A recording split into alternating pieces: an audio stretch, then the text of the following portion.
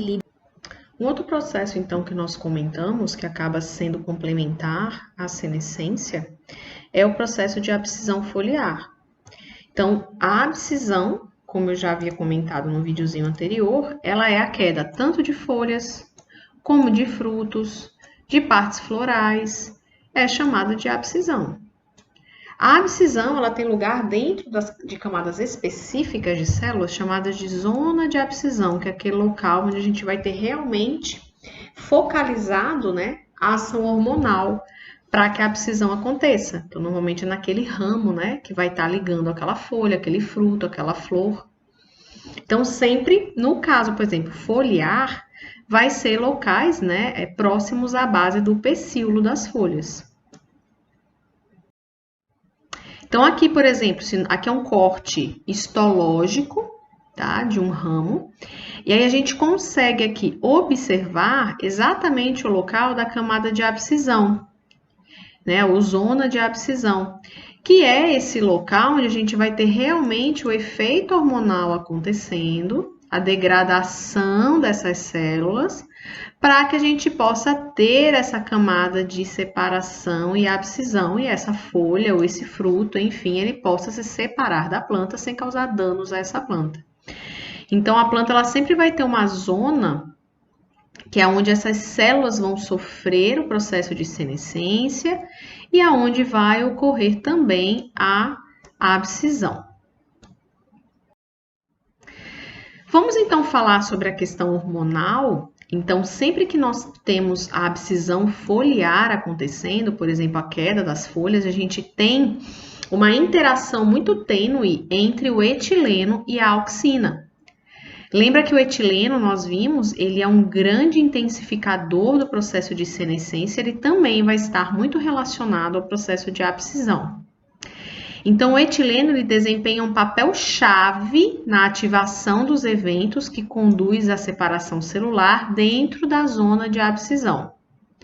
Aqui é um trabalho científico mostrando uma planta que ela é suscetível à ação do etileno e uma planta que ela é tolerante à ação do etileno. Então, se nós, no caso, colocarmos essas plantas em contato com o gás etileno, nós vamos ter um processo de desfoliação muito intenso.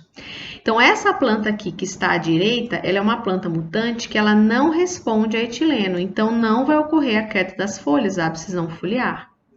Já essa planta à esquerda que sofreu o tratamento, ela vai sofrer, olha, a queda das folhas de forma muito intensa, porque o etileno ele conduz, né, ele acaba intensificando esse processo de abscisão foliar. Durante o processo de abscisão, nós vamos ter normalmente 3 fases acontecendo. Quando a plantinha ou a folhinha ela está ativa morfologicamente, ela está realizando sua fotossíntese, o que é que nós vamos ter aqui, né? Então, na fase, né, de manutenção da folha, para manter esta folha ativa, a gente tem que ter sempre, né, uma quantidade de auxina sendo transportada da planta, né, da folhinha, para o ramo. Então, a auxina elevada a partir da folha reduz a sensibilidade dessa zona de abscisão aqui, tá? Ao etileno. Então, uma grande quantidade de auxina faz com que não tenhamos essa zona de abscisão e nem a abscisão foliar. Então, quer dizer que essa planta, ela tá com essa folha deve permanecer, porque ela é importante como fonte, né, de produtos metabólicos. Com o passar do tempo, pode ser que essa folha já não seja tão importante para essa planta. Às vezes a parte fotossintética já não está tão eficiente, é uma folha mais velha. Aí a gente pode ter a indução da abscisão. Claro que a gente vai ter o processo de senescência acontecendo também, tá? E o que é importante, a gente começa a ter uma redução da quantidade de auxina. E quando a gente reduz essa quantidade de auxina, a gente começa a aumentar a sensibilidade do etileno nessa região de abscisão aqui.